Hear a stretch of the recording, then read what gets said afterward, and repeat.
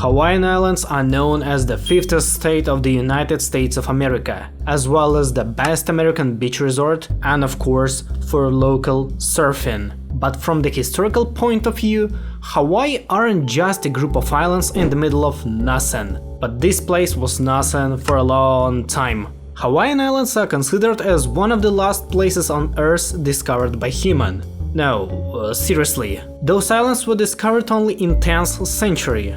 The only big land which was discovered later is New Zealand. It was discovered in 13th century. First people who arrived on the islands were Polynesians, who later became the native population of Hawaii. Until 1795, de facto there wasn't any state on the islands, but it doesn't mean that there was no government. They had a social structure, their own religion, a code of conduct, and taboos.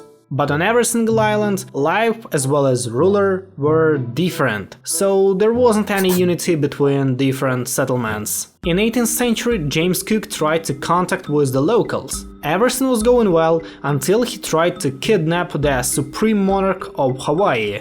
And it was a totally bad decision for him, because after it, one of the locals killed James Cook. I guess that the main goal of kidnapping was a desire to turn this group of islands into a British colony. But even after that, they managed to exist as an independent state for a long time. With the British arrival, a deep isolation of islands has ended up. These connections meant a lot for the islands. Soon after, they started to contact and trade with other countries. Their main product for export was sugar, and one country started to invest a lot in many sugar plantations on the island – the United States of America. Even before Mexican-American War, government of the United States started to rise their influence on the kingdom. Everything started with creating sugarcane plantations and exporting sugar to the United States. Washington understood the importance of the islands for them, because Hawaii was a shield of the US West Coast.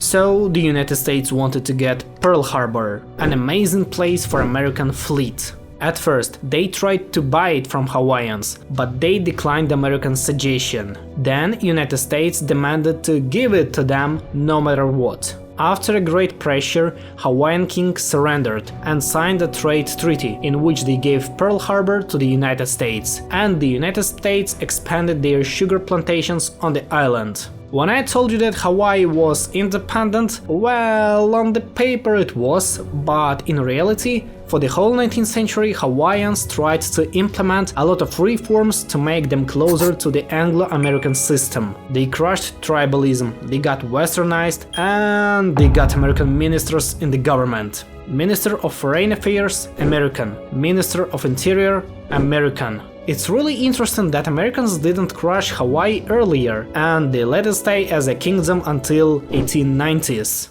Oh, and yeah, their kingdom had a typical British colonial flag, despite fact that they were never a British colony. Never.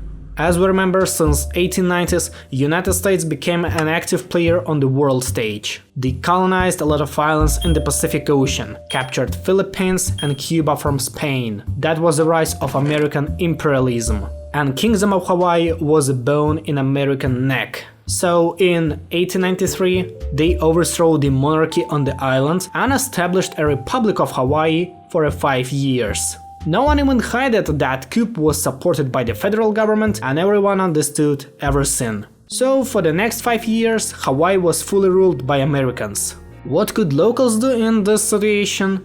Nothing.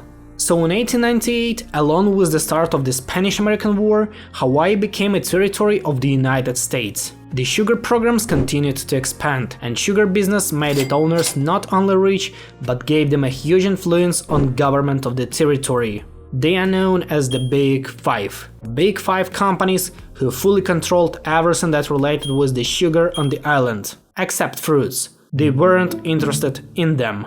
That was area of James Dole, Hawaiian king of pineapples. Thanks to him and his pineapple company, in 1930s, Hawaii will be known as the pineapple capital of the world. They produced a ton of pineapples. Everything was going well here until Pearl Harbor happened. On 7th of December 1941, Japan attacked Pearl Harbor and declared war on the United States. 2,500 civilians died after Japanese attack. Hawaii became a really important place for the United States in World War II, when they fought against Japan in the Pacific Ocean. So American investments made in 19th century to create a shield right before the West Coast were really a good decision. 1945 became a trigger point. The whole world started to reform, and Hawaii, which at that time fit more with the Nicaragua or Honduras rather than with the United States, needed to change as well. Hawaii really looked like a typical Central American country, whose economy was based on sugar and fruits, and what's equally important, controlled by the United States. In 1940s and 1950s, a lot of reforms were made thanks to Hawaiian Democratic Party, who broke the rule of sugar and fruit monopolies on the islands. And in 1959, President Eisenhower signed Hawaii Admission Act, which allowed for Hawaiian statehood, and after a referendum in which 93% of voters supported the idea of statehood, Hawaii finally became a 50th state